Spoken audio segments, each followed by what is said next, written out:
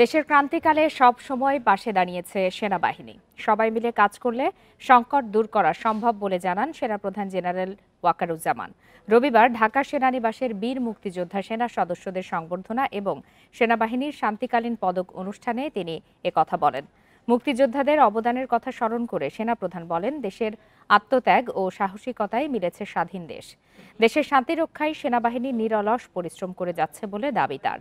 এ সময় 2023-24 অর্থবছরে শান্তিকালীন সময়ে বিভিন্ন বীরত্বপূর্ণ কাজের স্বীকৃতি স্বরূপ 28 জন সেনা সদস্যকে পদক পরিয়ে দেন সেনাপ্রধান, যার মধ্যে 5 জন সেনাবাহিনী পদক, 5 জন অসামান্য সেবা পদক ও 18 জন বিশিষ্ট সেবা পদক পান।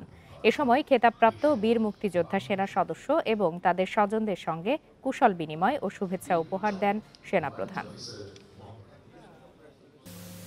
দিনরাত সেনা সদস্যরা পরিশ্রম করে যাচ্ছে দেশের আইন শৃঙ্খলা রক্ষার কাজে। আমরা সবাই মিলে যদি কাজ করি, ইনশাল্লাহ আমরা এই দেশের এই ক্রান্তির লগ্ন থেকে দেশকে উদ্ধার করতে সক্ষম হব, একটা শান্তি সুশৃঙ্খল ভবিষ্যতের দিকে যেতে সক্ষম হব।